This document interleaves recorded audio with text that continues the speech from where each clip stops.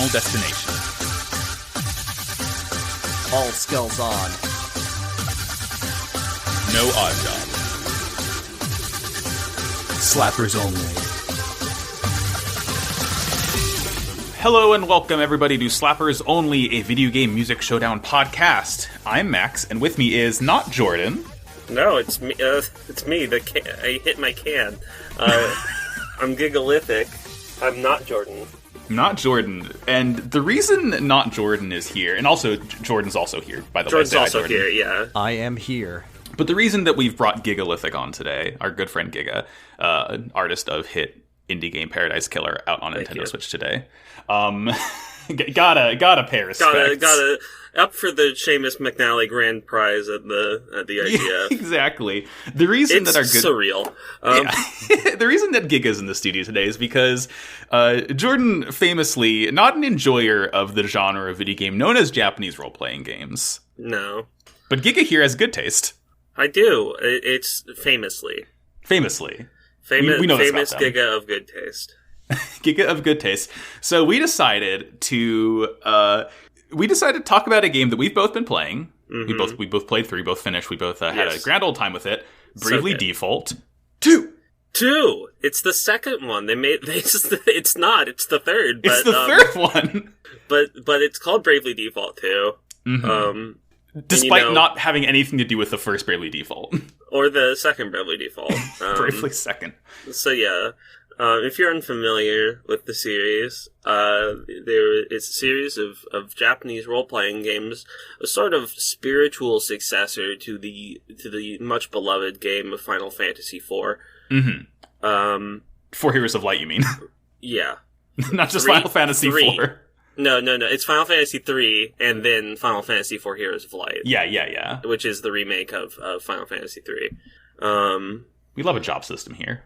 We do. We love a job system. It's honestly astounding that this isn't just the standard for what JRPGs are. It's like... I mean, I feel like there's so many things to say about the actual game. Mm-hmm. In that the main thing, I think, that people who aren't really initiated to it are like, hey, why is it called that? Yeah, I mean, it's a good question. It's a fucking weird-ass name. Mm-hmm. It kind of spawned a series of games with weird names. Yes. By kind of the Square Enix second party stable of developers. Mm-hmm. So Bravely Default kind of started it all. Bravely Default Flying Fairy, as it's called in the West. Where the fairy flies. Yeah. And so that game was followed up. It was on the 3DS. The greatest Nintendo, the greatest video game console of all time. Thank you. It was kind of acclaimed for various reasons, for its gameplay and its soundtrack and its design. Yeah. I have the art book in my house. It's a very good art book, isn't it? It's such a good art book. Dark Horse is good at printing art books, I will say. I know! Astounding. So that was followed up by a game called Bravely Second. Uh-huh. Did you like it? I think that's better. Whether I liked it or not is kind of a matter that ties better into the discussion of the quality of Bravely Default 2. Sure. Because I feel like they have different strengths. Yes, absolutely. But so that was kind of followed up by Octopath Traveler, which is sort of, you can see the similarities. It's got kind of similar vibes. It uses similar systems. Brakely Boost Fault.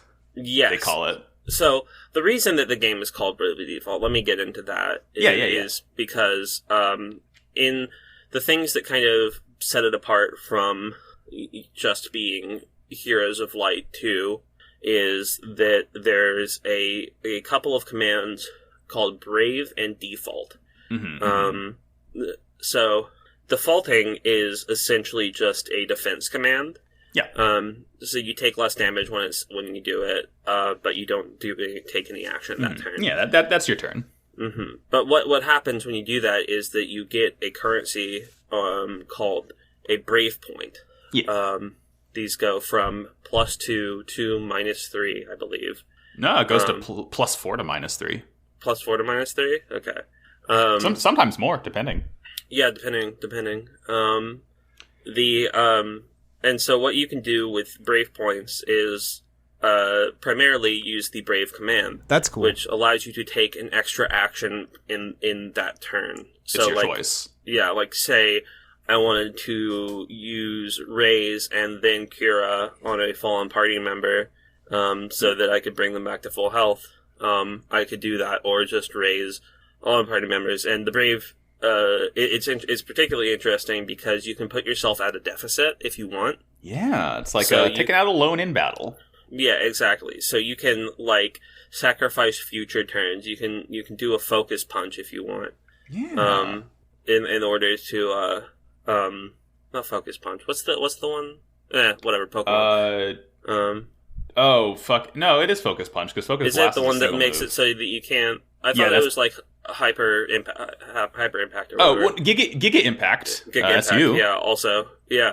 Anyway, this isn't about Pokemon. No. You can basically put yourself at a turn deficit so that like you're at negative Brave points, and you generate 1 Brave point per turn, and normally that is taken up by performing just a regular action. Yeah. Like if you do nothing but like one attack or per turn, like you're not gonna get any more points, and you can play the game as if it were just a regular JRPG turn based, but why would you do that? And honestly, especially in Bravely Default 2, you can't. Physically, I highly doubt you can actually beat the game if you play it without Game's fucking hard. The Brave system. It's so fucking hard. I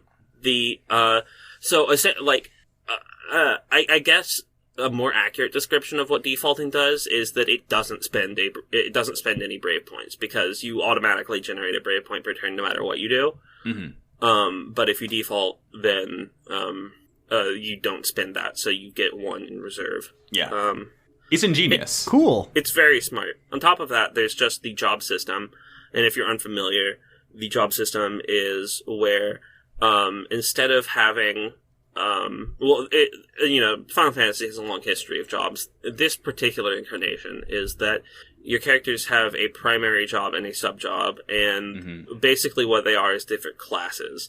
That you can be like a knight, or you can be like a black mage, or a white mage, thief, or a monk. And those all have different stats, different proficiencies with weapons, which essentially just means that you can hit things with them or not. Ends up not being super important, the weapon proficiency. No. But in the first game, the characters had different intrinsic stats that suited them better for certain jobs or others. In Bravely Default 2, all gone. Is not the case. They all have the same stats, so it's basically like whatever you want to do with them. They're all blank slates, but they're fun characters. They're not not blank slates in terms of writing. Yeah. You kind of develop, and you kind of develop over the course of the game, like what specific role you want each member of the party to do, because as you play, as you fight with them and you gain experience, you'll build up that base of the skills that you can mix and match with. You earn both experience and job points, and job points, your main level and your job level are different than each other. You can basically, like, your main level is just the level of the character and affects their base stats, and the job level is what skills you have unlocked, how the stat modifiers for that job, and the interesting thing is that you have 2 jobs at once. Basically, you have your main job and your sub job, and you can the difference is the main job defines the stats and has intrinsic traits when you have it equipped. So, like, for example, one job might have the intrinsic trait that you block attacks on a ally when they're at low health and being targeted. And you can combine that with, like, say, a job that lets you counter hits. So if you're blocking, you can counter. You can counter those blocks that you're doing. So it's like it's this very interesting sort of like puzzle piece system that you can get like an absolutely unreal degree of customization in this game. Yeah, there's so many combinations, and on top of that, there's also these abilities, which are things that you unlock as you level up each job that can be used on any job, no matter what you have equipped. It's like passive sort of bonuses. Mm-hmm. So, like, there's one that makes it so that you regenerate MP during nighttime. There's one that makes it so that you can equip 2 shields. There's all sorts of wild combinations of jobs that you can do, and that's kind of where a lot of the gameplay shines, is your ability to make these parties, these specific party compositions that really kind of enrich the abilities of each other. And I think that's really apparent in Bravely Default 2 more than in either of the previous games, because some of the jobs have abilities that are specifically useful to other ones. Yeah, it's like some things are designed for, it's like, yeah, it's good for this job, but then, like, once you sort of, like, get near the end of the game and you unlock everything, then you will understand. Yeah, like, you'd think that the skill MP Saver would be on a mage job, because they are their main spenders of MP, but it's not. It's on the Pokemon job. It's on the one. It's on a very physical based job. And that fucking Pokemon job, let me tell you. Oh, it's so powerful. Oh baby, it's fucking broken. I think they fucked it up too much. Yeah. So let's talk about the production history of the series. So this game is developed by a development studio called Clay Techworks, Bravely Default 2, that is. And this is their first game. It's pretty fucking good, like, first outing, I'd say. Debut. It's directed by a guy named Shinsuke Iwami, who I don't know anything about. I haven't heard the name before. I've looked him up and I can't find anything about him except for some clay pots. Yeah, I mean, like, none of the names of the people who worked on the game are in blue, or, you know, in the blue link, except for one certain character involved here. Yeah, and that person is named. That person's name is Revo. I do want to talk first before we get to Revo, because Revo is pretty pertinent to the musical discussion of this game. Mm-hmm. Is the art direction history of the game. Because one thing about Bravely Default 2 that I'm not a huge fan of is the art direction. It's like, I feel like it's almost there. So the game is, it's like, it almost looks like sort of like tilt shift miniature models in a way. Mm-hmm. Like, and that's fine. And I think a lot of the designs of the characters work on paper, but then everyone gets this sort of cutesy chibi design. So you'll see, like, the main villain of most of the game is this, like, really scary looking hell armor, flowing, so awful white hair guy, but, like, he looks like a little fucking baby. He looks like a little baby, and he talks like this in the English. And my name is it's not Adam. Usually. So, like, I think it's. I think one of the problems is that it suffers in comparison, because the first Bravely Default game had the art director Akihiko Yoshida, who is pretty well known for being for, like, Ogre Tactics, Final Fantasy IV Heroes of Light, Final Fantasy XII. What a fucking good game! Just an incredible stable of art direction. One of my favorite art directors in the industry. And since it was on the 3DS, and the 3DS doesn't have a large capacity for physical based rendering. 240p, baby! Yeah, it's, all of the textures are diffuse, and so they don't have any, like, metalness or like, glossiness. They're all just painted onto the meshes. Yeah. And I like that look. I think it's very artistic. I think it's very it makes a painterly it's like a pop-up book. Yeah. And I think that there was an attempt to emulate that style.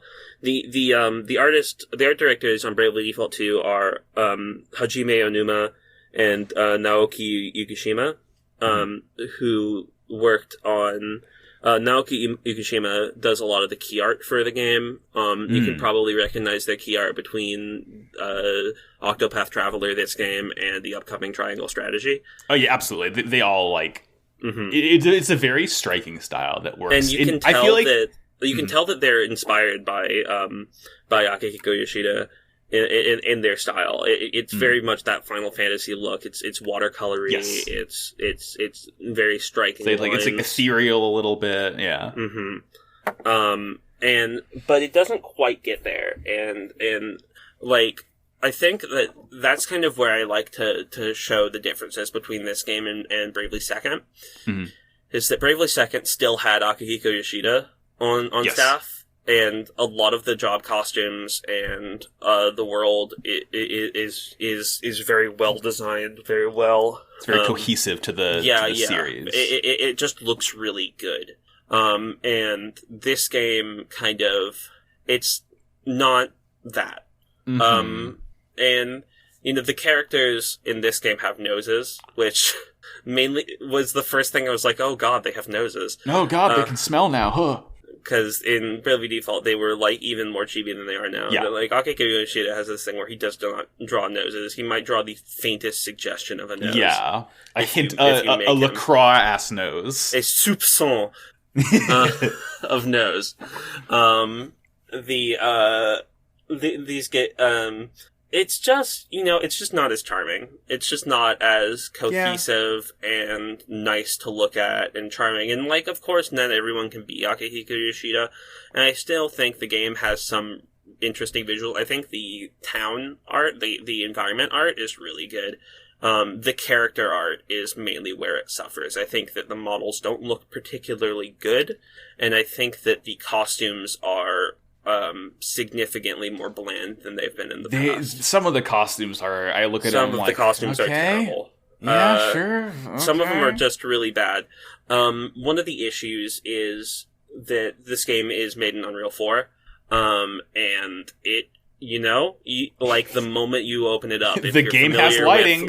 If you're familiar with what engines look like, you know that this game is made in Unreal, because it's basically like, what if we took Bravely Default graphics and made it in Unreal Engine? And I think that the kind of stable of second party Square Enix RPGs has had this issue lately with Octopath, where it's just so much post-processing. I honestly feel like it works a little better for Octopath because you have that insane... Yeah, exactly. You have that insane amount of post-processing and lighting, but that's sort of to contrast the very detailed, beautiful, SNES-era sprite work. But for this, it's just it's 3D models. Everything is super, super metal-y, super glossy, or super... and everything blooms really hard. Oh, yeah. It's just kind of garish. And I think it was, I personally think it was garish in Octopath, even though it worked a little better for that game. Sure. But it doesn't, this doesn't have that contrast, the HD 2D stuff.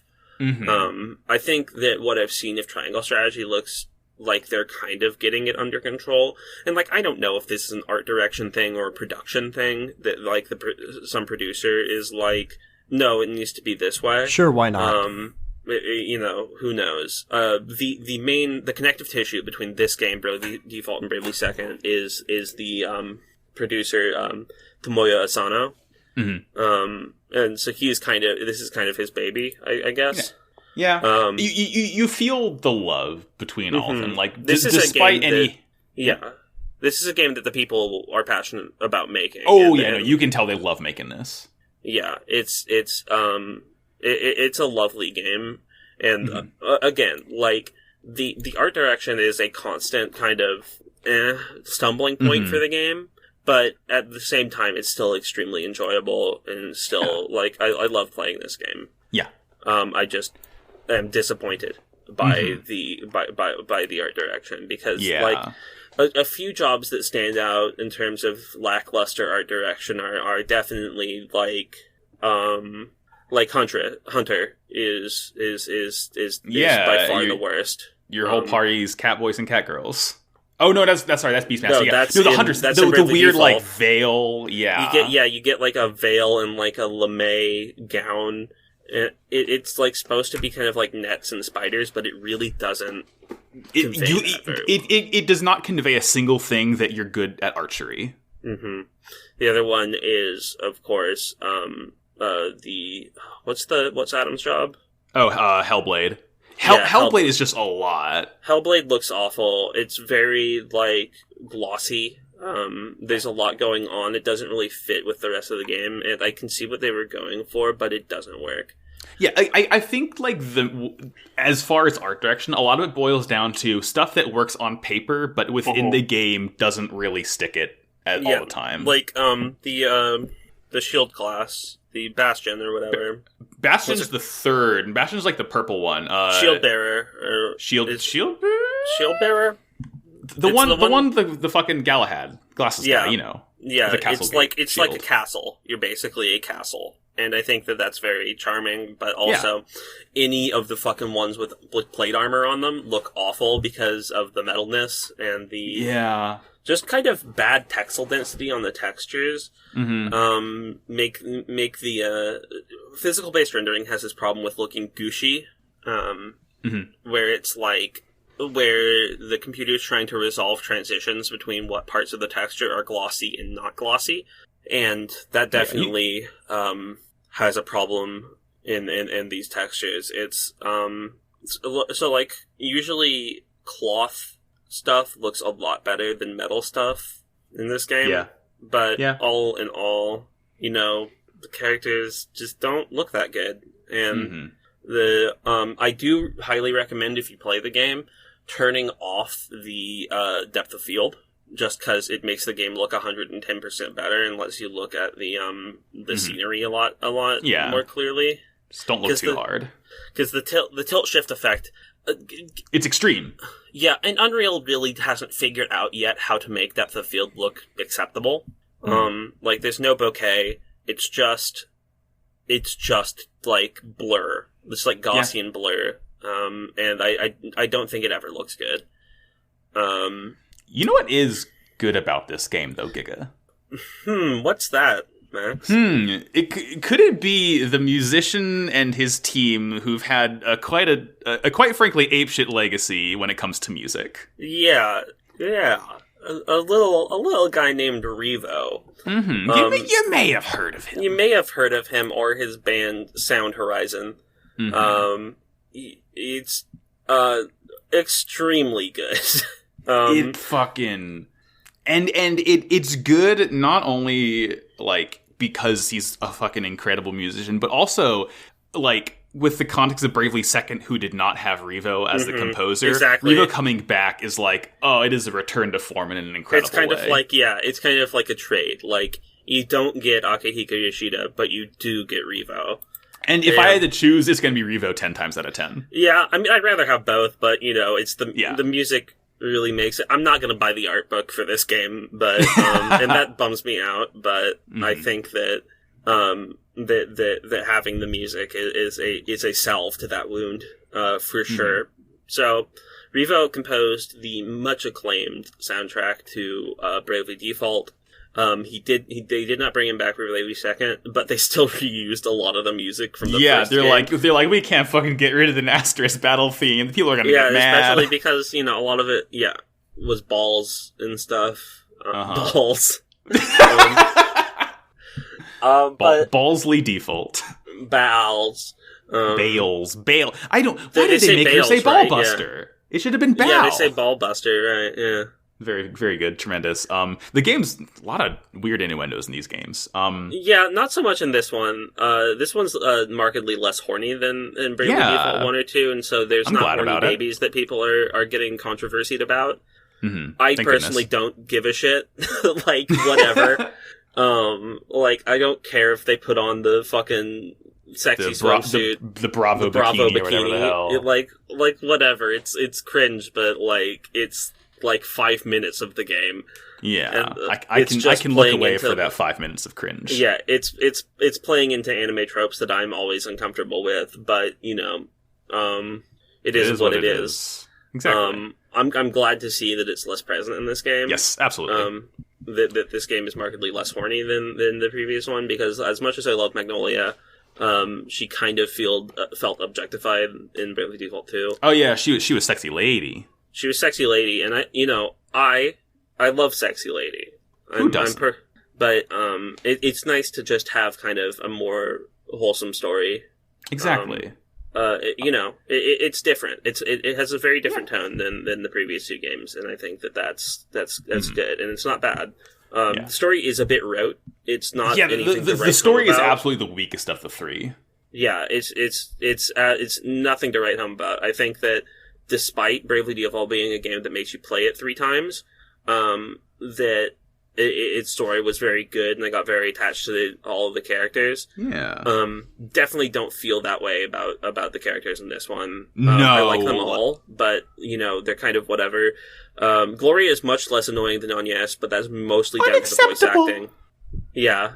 Agnes's voice actress was her main issue.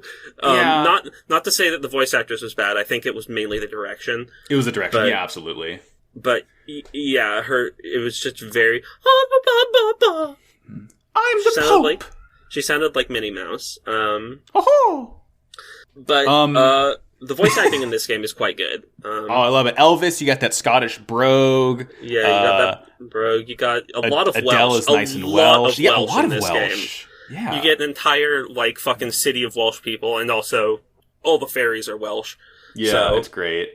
You have inexplicably Soviet Russia. Inexplicably Russian Ed. Hello. Yeah, just a lot of different accents. A lot of everyone's having a lot of fun. Yes. With this game, I do like. Tiz was very white bread in the first 2 games. Seth is somehow even more white bread. I liked what Tiz brought to the table, especially in the context of Bravely Second. Seth doesn't have a name. No, Seth is, who gives a shit? The only thing that I really love about Seth is that he's a pirate, or he's a sailor, so sometimes when he attacks in battle, he'll be like, "Yarr!" Yeah. And that fucking rules. I love that shit. I wish they'd give him more character, because, he's so, I love when his sailorness comes out. I know, and it's a bummer that the pirate class isn't even in Bravely Second, or Bravely Default 2. You get Berserker, which is a class I used maybe once. Not great. It has useful skills, but bad stats. Yeah, a class that existed to help others. I don't know. Is there anything else we really have to say about the sort of production of this game before we get in music? Not really. I think a lot of what I want to talk about remaining in terms of the game experience can be communicated. Yeah. In my music picks. My music, yeah. Well, Giga, you are the guest. You get to go first. All right, I would hit me with that first slap. I'd like to introduce us with a potentially contentious first slap. Love that. And that is a little song called Wiswald Scholar's Haven.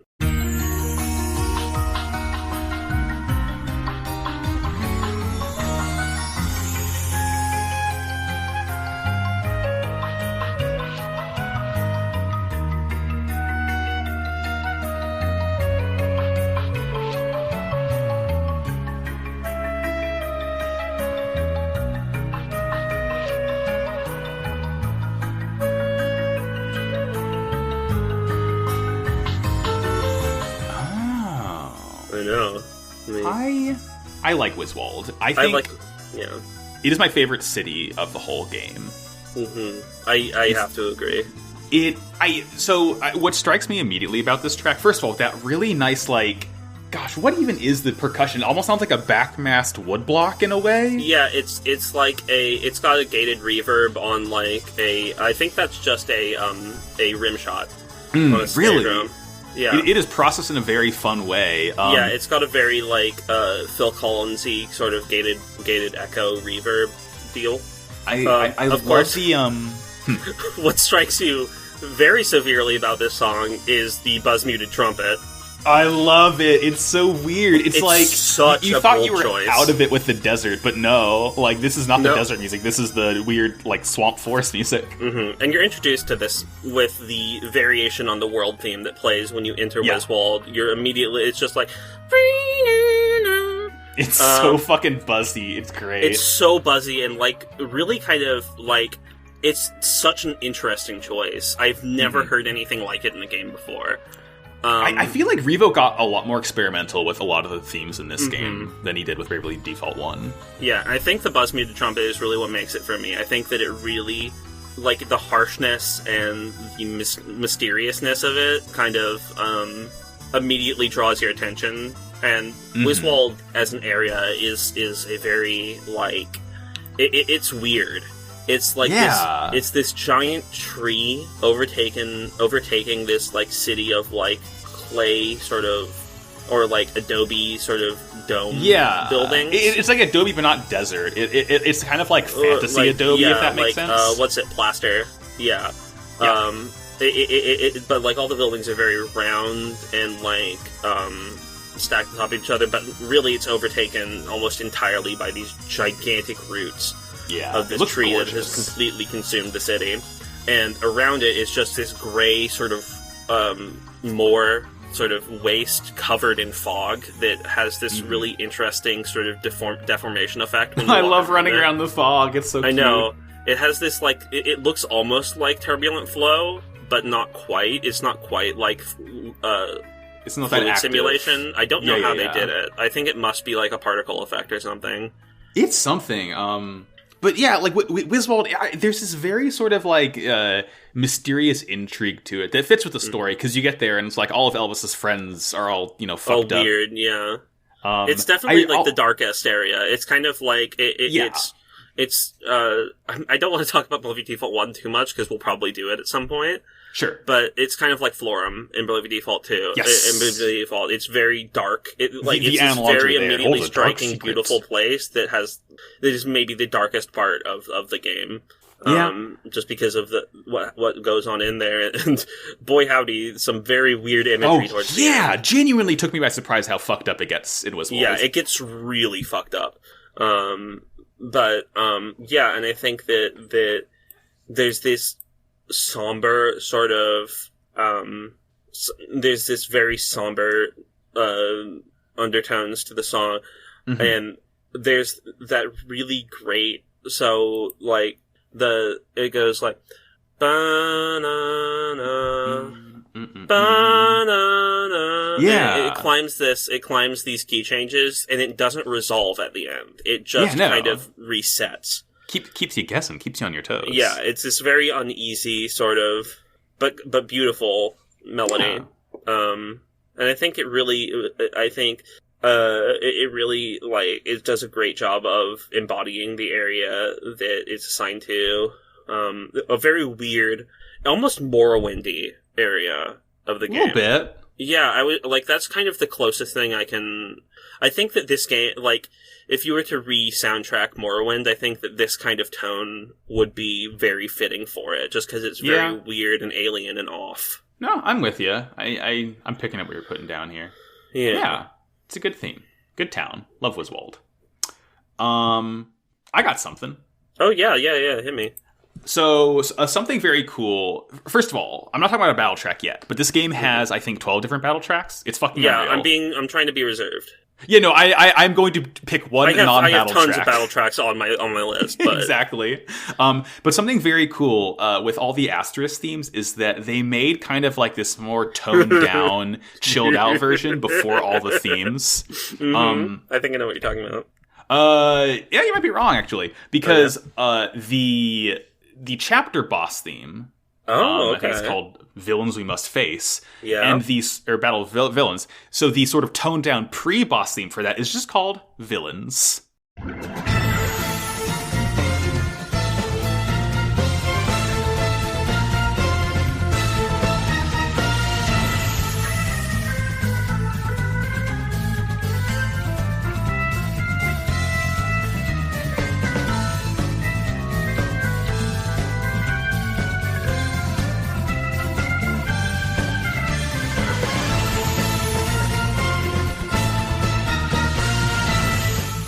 It is so cool. First, you get this really nice organ and violin strike. You get like a lot of like really, really heavy acoustic strumming under the entire thing, like tons of cymbals crashing.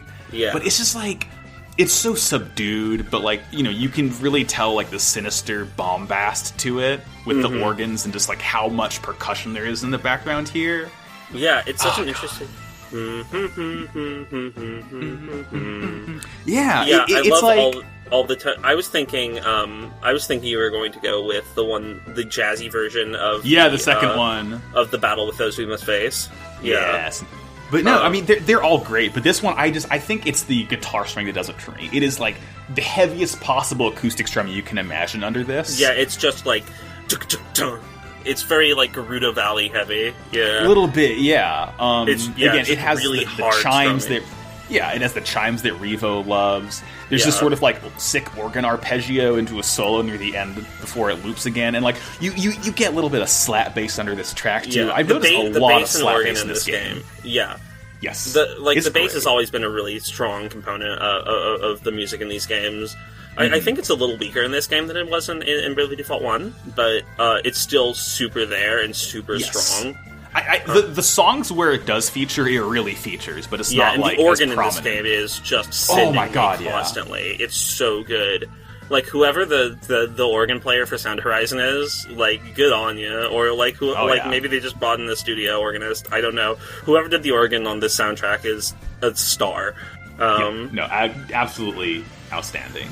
Just really good prep for, like, the music in this game does so many, like, it changes between, like, the proper boss theme and, like, there's, like, the pre-boss theme and the proper boss theme, and it just does this really good job of tying these motifs into each other. I think that's something we'll be seeing a lot of as we talk about the music from this game. Yes. Yeah, no, I just really like Villains. I like it as a great, not really a lead-in, because you'll be hearing it, like, in cases that aren't the main chapter boss, but when you do hear it, it's just, it's just very nice, very relaxing, but you still get a lot of that sinisterness that you get from, like, these, like, actual, like, really evil villains. Yeah, like, some parts of this game just kind of remind me of, like, the Team Aqua base Team Aqua Magma base in Hoenn. Yeah, there's these sort of, like, I don't know, it's just like a similar motif. It's hard to pin down where it is, but it's very good. Very, like, just kind of sinister. It's such a good song. It's good. What is your second pick, Giga? My second pick is... We're gonna start wrapping up now. What? Yeah. We have a lot to talk about, so we're going through these quick. My second pick is a little theme, probably one of the first, like, different battle themes you'll hear, aside from the main battle theme. That's a little song called Rare Monster Battle.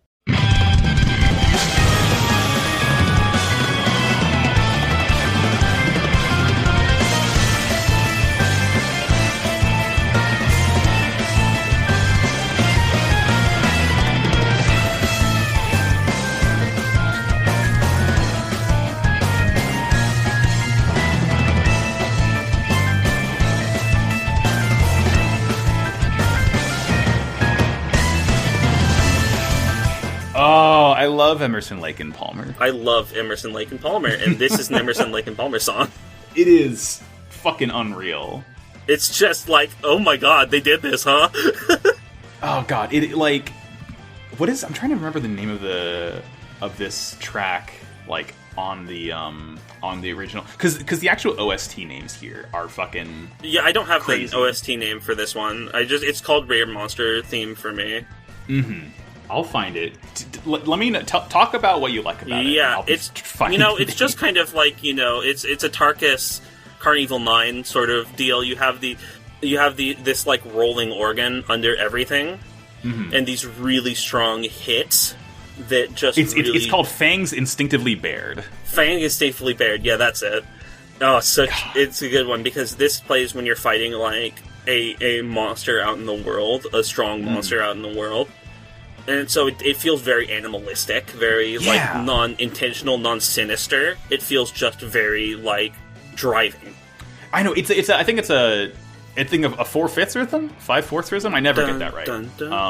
3, 4, 5, 1, 2, 3, 4, 5. Yeah, it's one of them. What I like about 5/4. Yeah. What I like about the rare monsters here is that, like, because this goes back to the objectively better way of doing JRPGs encounters, where they're like actual monsters on the map that you can chase down. But the rear monsters, they just stand there. They don't go after you. They don't run away from you. They just stand there and look at you. And it's like, you can choose to fight them. More often than not, you're not going to be ready, though. Yeah, sometimes they're part of a quest, but more often than not, then you just see them out in the world. You see this axolotl just hanging out on the beach. Oh, fucking Coral Emperor. It'll wreck your ass.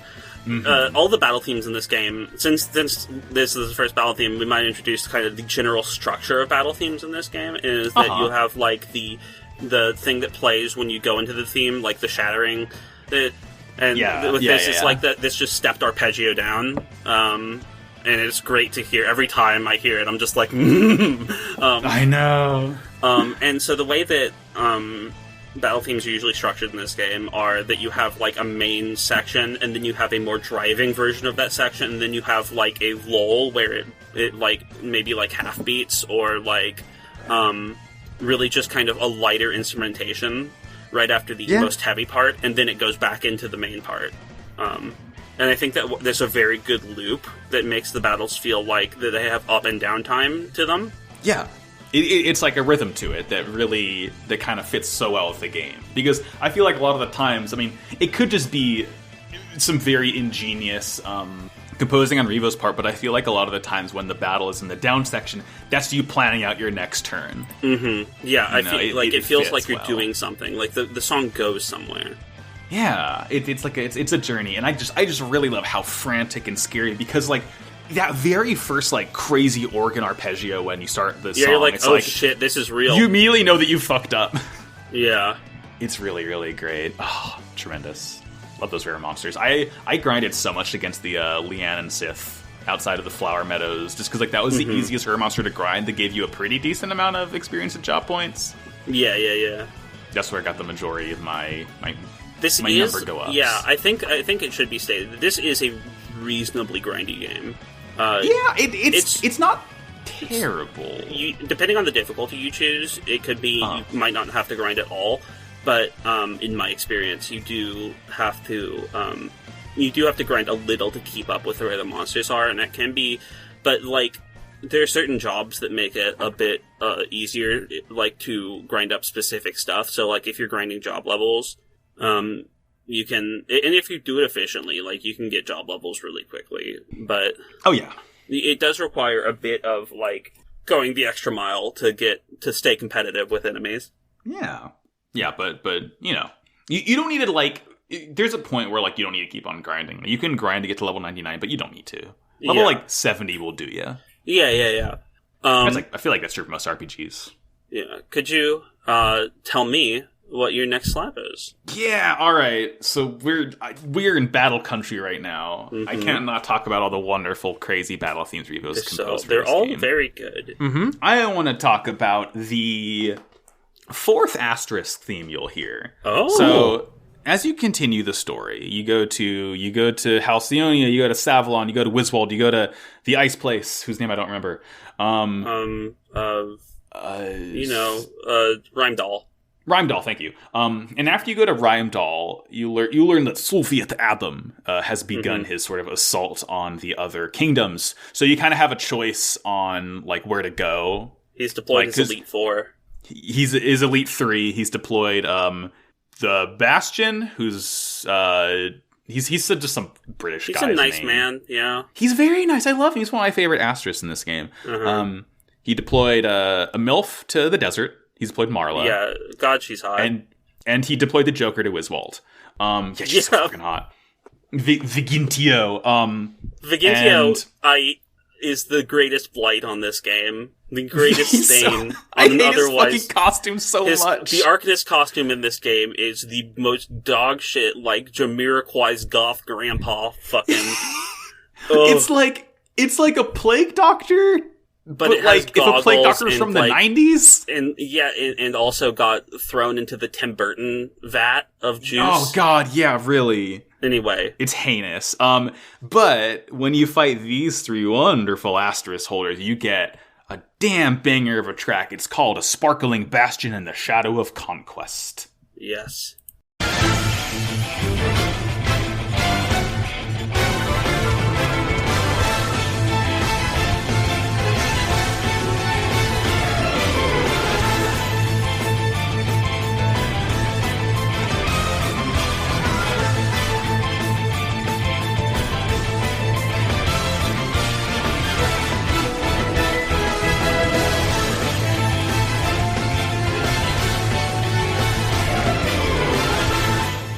I love. This one starts out with this really nice, you get this really nice guitar and horns striking in, and it's just so driving. It's so kinetic. These snare rolls.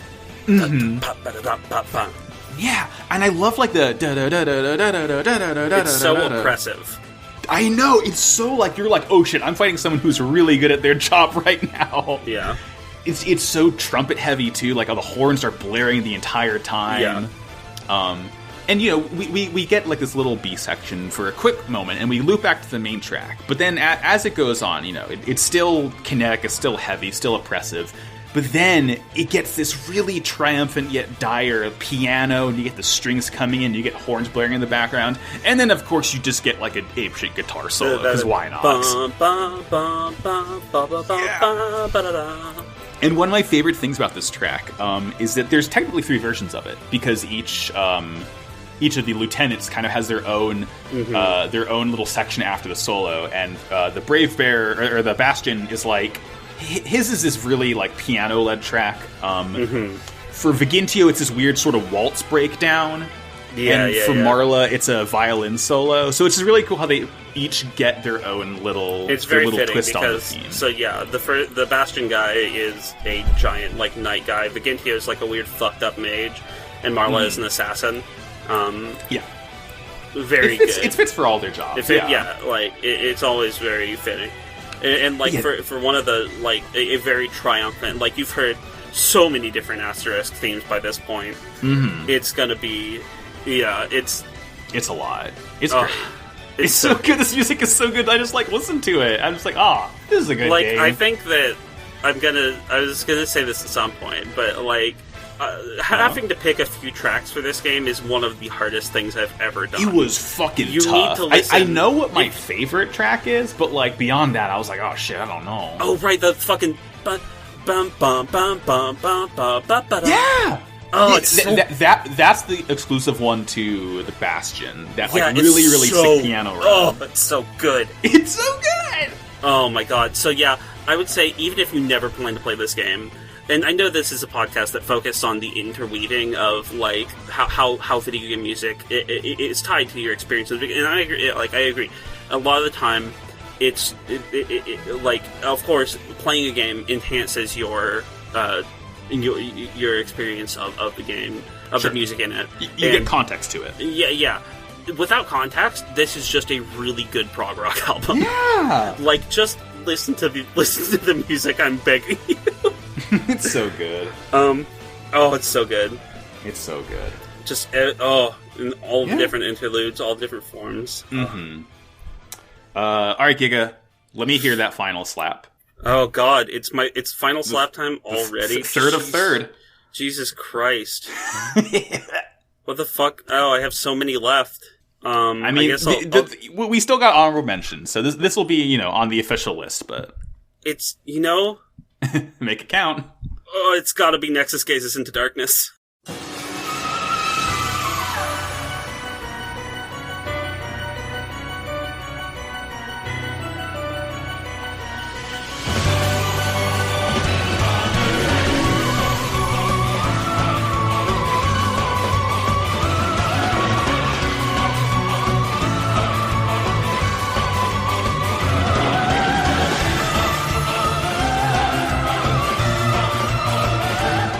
Oh, it's gonna be a same slap for me. It's the... they do such a good job. Revo said, I'm going to make Serpent Eating the Ground 2, and I'm going to potentially make it better. Yeah, except, like, I mean, you kind of have to... So it's Nexus Gazes into Darkness, and... Tilda, those who assemble stars in the darkness. Mm-hmm. And also, for this boss fight, it's also... Morning Calm of Undeniable Fate, but we won't talk about that. This is the final boss theme of the game. Yes. It's incredible. It's informed by the previous, so this is the final form of the final boss of this game. Yeah, and it's not Nexus Who Gives a Shit. It's a boring... It's literally nothing to me. It's got an interesting backstory, but really just kind of boring. Whatever. Oh my god, this song.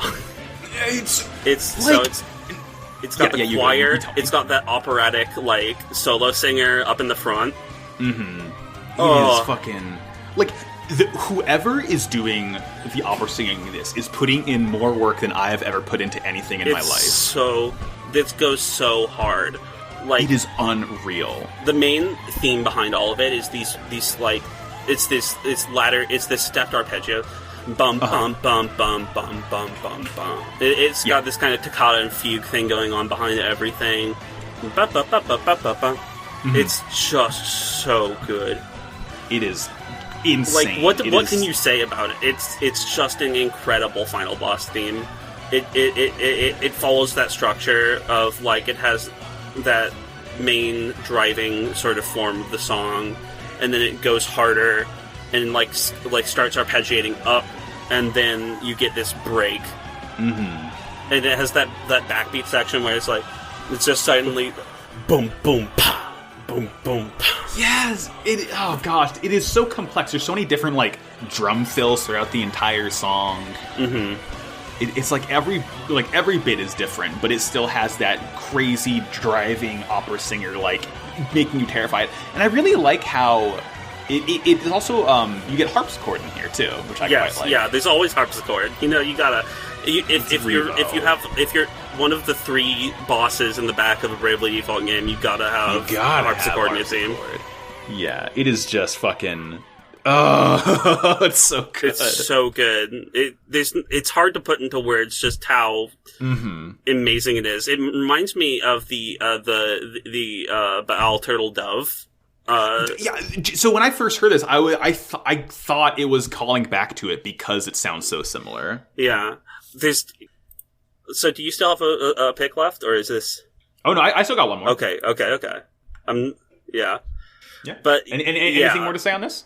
It's just so good. It's just fucking good. Listen to this or play the game, whatever. I think it requires. I mean, would it be okay if I just talk about the Morning Calm of Undeniable Fate because it's part of the boss fight? Well, so Morning Calm of Undeniable Fate is actually the part that plays after you beat the game. I think that's when you're like.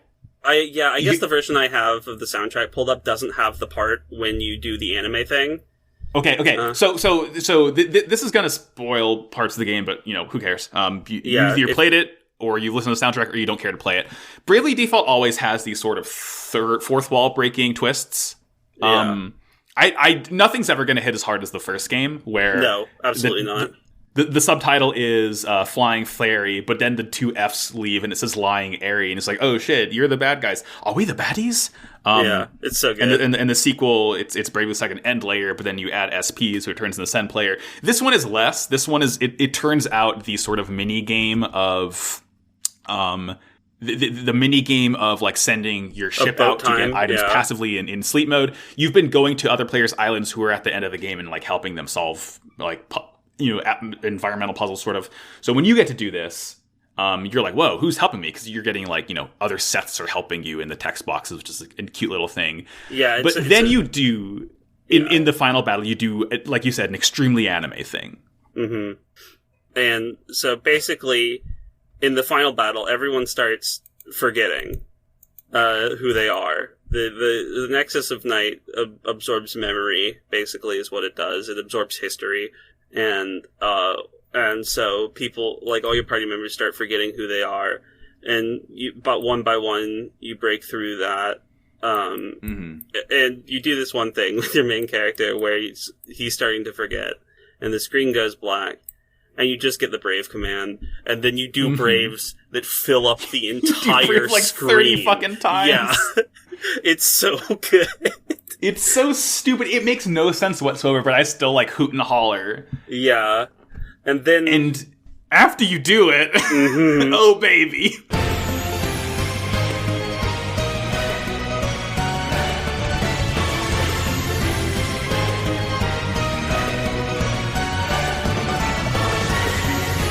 Yeah, so... Yeah, all of the, Yeah. What is it?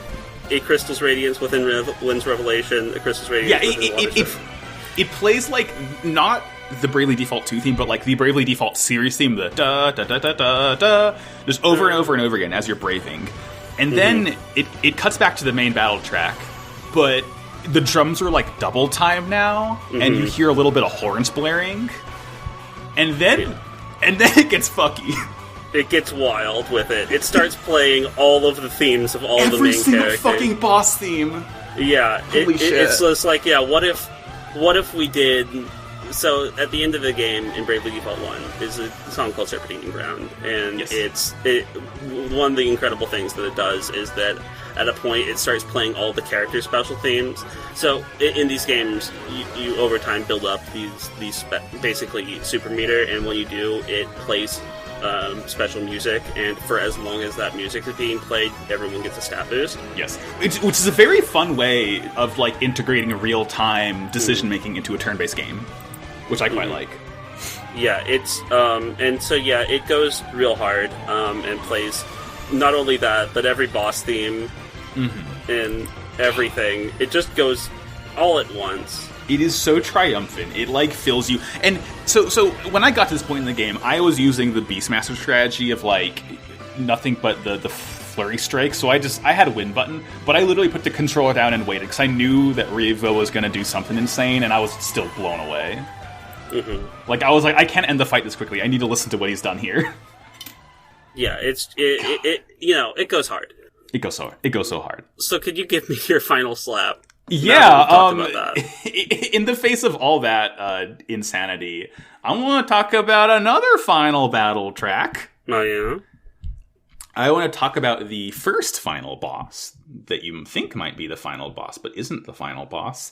I'm going to talk about a certain character's sibling, and the track is a mouthful. It's called The One Who Soars in the Darkness of Having Longed, Leapt, and Soddenly Fallen. That's the same slap for me.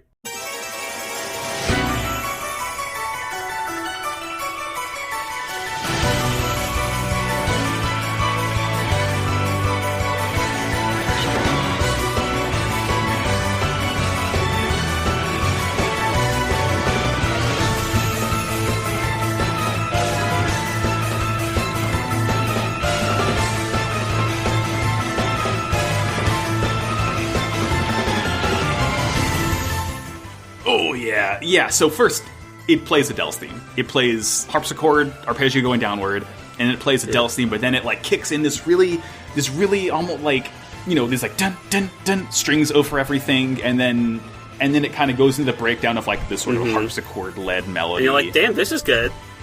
It's good, and it's like, very good. I played the first game.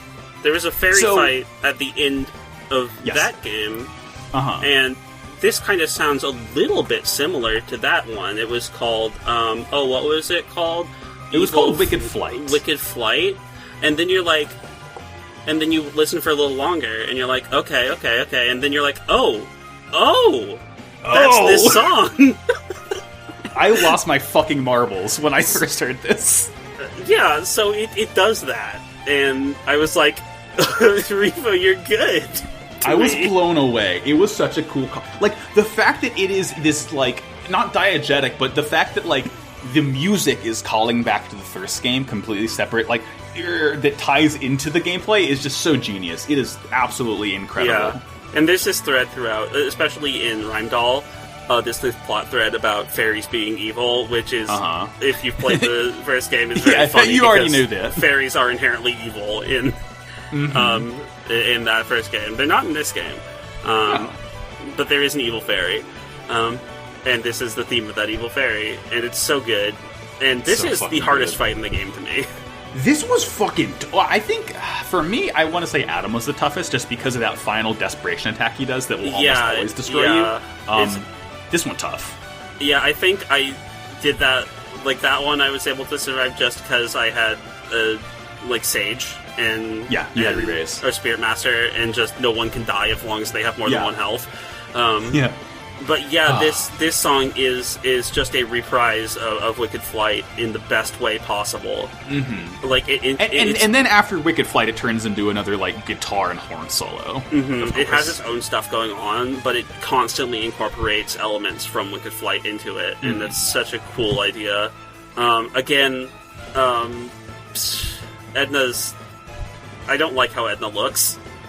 She looks freaky. She looks a little freaky, but like it doesn't work for me. I also I was compared to Aerie, like Aerie having pupating. Yeah, I love fucked up Aerie, and I was a little bummed. Not bummed, like this was just me, but like for a while, my theory was that every fairy, for whatever reason, their name starts with A, but then Edna sort of throws a wrench into it. But then you have Aerie, you have Anna, you have Adele. I'm pretty sure the Queen of the Fairies also named A. But aside from that, it's like, it's a fairy fight, and it does exactly what you expect it to. And while playing, it's not the final boss, because that something else has to happen, and something does happen. But it's just like, that first final boss fight with the music is just such a wonderful callback moment to the first game. Yeah. God, it's a hard fight. The soundtrack is amazing. Yeah, no, this definitely was the fight that hit me the hardest, just because I was like, how do I compensate? So this game introduces a really fun, great system that I love called counters. Oh God.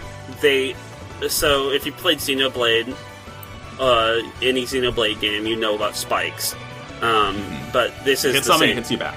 Yeah, this is the same. When you do something, they do something, and I don't like it. I think it feels kind of unfair. I think all they needed to do was tell you what they counter, but they don't. You have to figure that out yourself the hard way. Yeah, and so they do different things for every counter, but like you can so like there's certain classes can get around them. Like what is it? I think it's either the assassin class or the or I don't remember which class it is that always that can dodge counters. I think that's Monk, actually. Okay. I think that's one of Monk's, like, second upgrade skills. Yeah, it can be rough. You really have to puzzle your way through the later boss fights in this game. They're hard. They're fucking hard. Yeah. I love that they're hard. So, yeah, I'm so glad that you mentioned this one, because I was so split. Mm-hmm. If I knew that you would pick one of these two. So yeah, if I had done this one, you would have done Nexus, right? Yeah, of course. Fuck yeah. Before we pick the best of the best, Giga, how about we talk about our honorable mentions? Oh my god, I have so many. Yeah, I guess I had some honorable mentions listed out, but I also had 7 songs on my list. So okay. I think for my honorable mentions, I'm gonna have to go with Seth's special theme. I don't know what it's called in the that is called Sailings About the Know How to Weather Even Storms. Yeah. Castanets are the way to my heart. That's the Spanish guitar, baby. Classical guitar and castanets are the way to enter my heart and make me happy. And those ones are given to Seth this time. Yeah. It's similar to what Tiz's theme was for the other 2 games. I love Tiz's theme. I think it's so good. I think the ukulele and pipes are so fun. But this is really good. It's very like it gets you pumped. It's what a special theme should be. Yeah. And I think that every time you do it, it feels good. He sometimes says "yar har." And Yar. I like it. I like it. The other one, and I have 3 special. I'll pick 3. The Elvis's special theme, obviously. That is. That's another really fun name. It is. Oh shit! What's it called? It's called "The Best Drink Is the Earth Blessed One After the Battle." That's so good. It's so choice. What I also like, this is more of like this soundtrack names, but like the character theme and the special theme have the same name. So Seth's character theme is called Sailing, and the special theme is Sailing with the Know How to Weather Storms. Yeah. So they all like one. It's like one word, and then their actual special theme is the full title. Yeah, because they're the same song. Like. They're just different arrangements of it. It's oboe. Yeah, it's good oboe. Well, I think it's clarinet. Might be clarinet. Yeah. Yeah, oboe's a bit rounder. But and my last one is To the Heroes of Light. Yes. Just the most anime, thing for the most anime moments. It plays twice in the game. The first one is when your mentor sacrifices himself for you, and the second one is when the main villain is like, "Go on, do the good thing. You are strong now." And don't let anyone else destroy the world if I can't. it's the song "What Plays when someone sacrifices themselves for you." Yes. And it's very good. It's just very nice and triumphant and somber, all in one. It's a very well composed song that, unfortunately, I could talk about this game, the music in this game, for 5 hours, but we don't. There's only so much time. Yeah, only so much time in the day. God, it's great. How about I got your Minchies? Yeah. Yeah, my little honorable minions. One is called A Ship Soaring the Skies of Conquest. This is Adam's fun airship dungeon. Same special. Yeah, similar slap. Yeah. It's very funky. It's very disco. This is the theme of the egg carrier from Sonic Adventure 1. Airship shit, you know? It's like, it's the song that what would play if you were like in the air carrier in Pokemon XD Gale of Darkness, but Revo style. Yeah, it does the disco wow, wow, wow in the background the whole time. Yeah. It's just so fucking funky. This is also very much in the realm of like Team Aqua Base. Yes. It's great. It's a cool dungeon too. It's like I like that. Yeah. It's a neat little airship. I think probably my favorite dungeon in the game because it's not oversaturated with enemies, and it has some fun like exploration. It's hard too. It's a fucking hard. The difficulty spike with the weapons after in like that third act is insane. It's quite nasty. Yeah. My other honorable mention is called A Trial of the Brave. This is the secret 24th asterisk boss theme. That's a good boss, too. Yeah! So basically you go to the grave of the guy who sacrificed yourself, and then you enter some time vortex, and he's like, hey, I have the last asterisk, fight me. And it is Spanish guitar, this nasty slap bass, blaring guitar. It's so good. This is hard to leave off my list. I know, it was so hard. It's okay, funky. because we have, with the final boss, and we have every boss theme rolled into it, so it's good. We got it in somehow. Yeah, you know. But yeah, this this theme's just good. It's not like there's nothing sinister in it. It's just it is all triumph. Yeah, it really fits the. What I also like about this theme is how Sloane was the bearer of the wind crystal, and so is Seth, and they both use Spanish guitar in both their battle. Yeah. I love the plot does this thing where it will draw parallels between Sloane and Seth, particularly throughout the game, and I love that. I love that for it. Like it gives it does nothing, and also makes me feel like they have more character, and so that's good. Did you notice that the first set of Heroes of Life, or rather the set of Heroes of Life that came before you, have the same initials as your main characters? Yeah, I did. Seth and Sloane. It's Elphys and what was her name? Emma. Yeah. It was Gloria and was it Gladius? Yeah, I think so. I think that sounds right. Yeah, and then Adele and whatever the Queen of Fairies name was started with an A. Yeah. It's Sega. It's Sega. Hell yeah. It's Sega to me. It's Sega to me, and also to me, Giga, it's time to pick. Oh, time to choose. No, I don't wanna. Time to pick and choose. I believe in us. I think we can get this one. Alright. So to recap, you brought Wiswald. I brought Villains. You brought Fangs Instinctively Bared. I brought A Sparkling Bastion in the Shadow of Conquest. You brought The Nexus Gazes into the Darkness, Tilda, Those Who Assemble Stars in the Darkness, and I brought The One Who Soars in the Darkness, Having Long Leapt and Suddenly Fallen. I think it's between those two. I think I got it. Let me get a 3, 2, 1. The Nexus Gazes into Darkness. Yep, absolutely. No contest here. No contest. It's the entire soundtrack. So, what can you do? Exactly.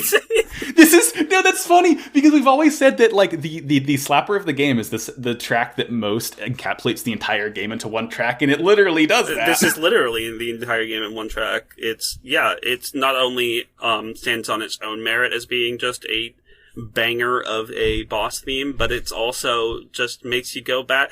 It's like in anime, the part where they say where the OP plays, and they but it's just everything. it's when everything plays. It's so choice. What a good game. Revo's good at this, and it's we're privileged to have him. Oh man, what a what a trial. What a trial of the brave. Yeah, next up, we have, we make a Twitter post every week asking for people to send us questions. /pod on Twitter. So much. Question's fun. We got a single question from friend of the show, I'll answer anything. Friend of the show, Cash, at Cashishi asks, what if the J stood for Jordan? Pitch me on the defining features of the widely acclaimed Jordan role-playing game genre. Shit. This is. I think we can get some good mileage out of this question. Okay, so Jordan role-playing game. Jordan role-playing game. I have a cat named Susie. You okay? So first of all, yes, you have your animal companion Susie with you. Yeah. Or if this is just a genre, you're gonna have your animal companion. Yeah, it's an animal companion genre. What are the conventions? You have classes based on the different podcasts that you do. Yeah, so I have the Brawler, which is the Kamurocho Radio. Kamurocho Radio. You have the Performer, which is the Slappers Only. And of course, the Bearer of the Sacred Arts, which is Kyle XY / Jurgenet. What else? You can get equipped with various things. I think. I don't know where I'm going with that. Jordan probably wears clothes. Jordan, I've seen Jordan wear clothes before, so yes, your equipment is Jordan's. I've seen Jordan. I don't know. What do you think, Jordan? Great insights, Jordan. Yeah, thank you so much. Thank you. I think also it's role playing games, so it might be turn based combat. First of all, there's no time. Jordan hates, no time element. Famously hates real time elements, so it's going to be purely turn based, like Yakuza 7, like a dragon. Your summons, as it were, are going to be the other people's podcasts on your network. Yeah. So in the game, you join a podcast network, and based on the network you join, you get different summons. You either join. You have two choices. You have two choices. It's my brain. What is happening? If you join noise space, that's the sort of Paragon alignment. And joining Good Episode Productions is the Renegade. I thought you were going to say Maximum Fun. No, Maximum Fun's the bad guys. Okay, I think this is good. I like this. I like this Jordan role playing game. It's called Jordan Quest. Jordan Quest. I love Yakuza like a Jordan. Like a Jordan. Good. It's called Jordan It. Jordan. Jordan It was the name of Jordan's solo Star Trek podcast. Oh God! It was That's first. good. I just suggested the name Jordan It, and then it was Jordian It. Jordian It. Good. Yeah, absolutely tremendous. What a that was back when I first started interacting. Back when you were hot on the scene. Yeah. Now I'm thank you, old Cass. and wizened and decrepit, shriveled. You're old and Wiswald. I'm old and Wiswald. Yeah, you're just buzzing everywhere. I've got a buzz mute. Well, Jordan. Okay, so I've had a unread Discord notification because Jordan has sent me the name of the next game that we're going to do. Oh my God! So I haven't clicked it yet. I don't know what it is. Yeah, we're unwrapping this live. I'm going to reveal this live on air, and it is going to be as much of a surprise to you as it is to me. I can't. So, for Jordan's next pick, we are going to be talking about. We are absolutely going to have a blast next week as we reach for the stars and get ourselves stuck in with Katamari Damacy. Let's go.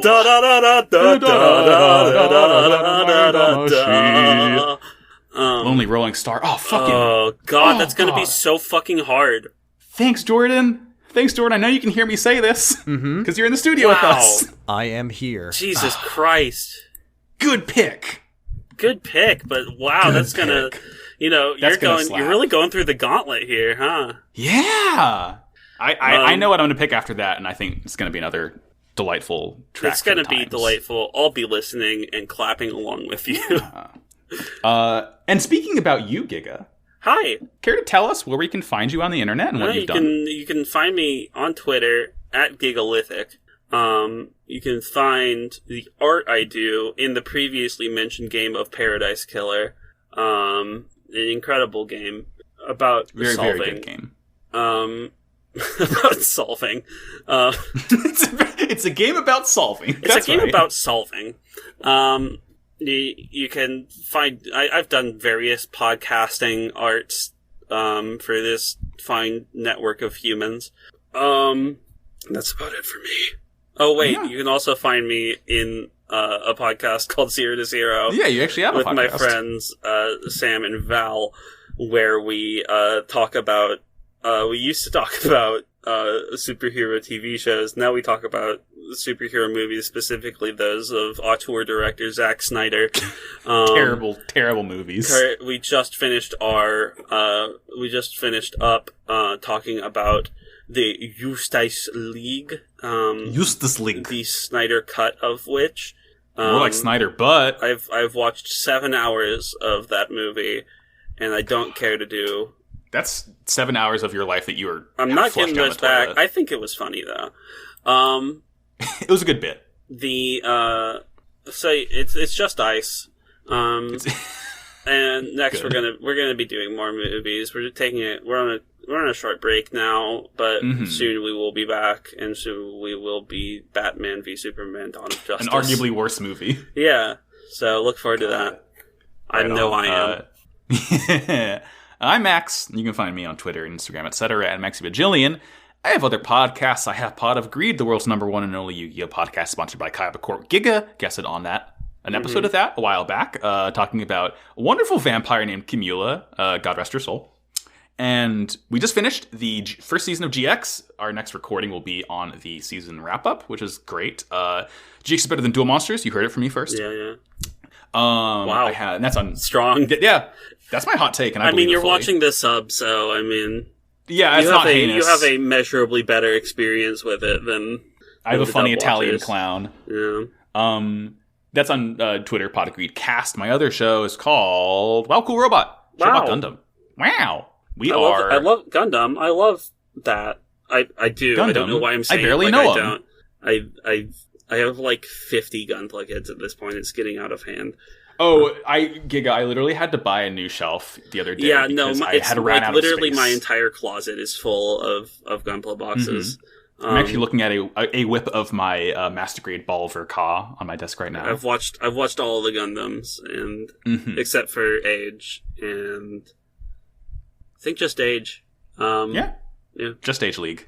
No, oh wait, Age and Build Divers. I don't like Build Divers. You don't like the show that literally says "Wow Cool Robot"? Yeah. Anyway, that's on Twitter at Wow Cool Podcast. And we're also. Yeah. I would be remiss to say you can find Jordan on Twitter at Bradipus Rex. And he has other shows. He has a show called Kyle XY, which is about the hit TV show Kyle XY, a very good TV show. They're middle of season 2. I think they're over halfway through now.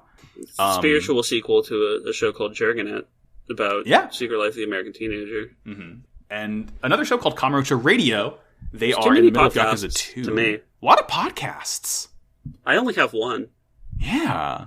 I don't know how I would do 4. I never have any time. My girlfriend and I are literally going to record a new podcast tomorrow, so fun. Tremendous. It'll be on Degrassi. Oh, Drake? Yeah, that one. I've never seen it, and she's seen all of it several times, so I get to be baby and she's the expert. Yeah. That'll be released whenever I get it done, edited. It's the only dynamic you can have in a podcast. I know, right? And like you said, we are. Do you want to do plugs for the show that you're not a part of? Yeah, we are hosted on a little network called Noisepace.xyz. It's Canadian. It's Canadian. Thank you, Matt. They have such premium podcasts as aforementioned podcasts, Kamurocho Radio, 0 to 0, Jerganet, Kyle XY, Wild Cool Robot, and others such as City County Girls Make Do, and County Girls Make Do, yeah. And also with you had their second episode the other day. Special Grade Snacks about Jujutsu Kaisen. Elemental P about Elementary. Many more. This show itself. People are saying that there are more podcasts on Yeah, this one. The one you're listening Impossible to now. to say. You're listening to a No Space Podcast Night. We got you. Hey, it's already too late for you. This is, of course, Slappers Only. You can go to twitter.com/slappersonlypod. We make question posts. We have votes on who thinks our picks are the best. And lately we did our latest batch of 4. Karamiya Audio from Portal 2 won, as it rightfully should have. Very pleased with that one. It's a good song sung by 4 machines. Tremendous. Maybe more. I don't know. Maybe more. Probably a lot more. And finally, as we always say at the end of the podcast, keep on slapping. Ask not for whom the track slaps. It slaps for thee. Good night, everybody. Good night, everyone. I am here.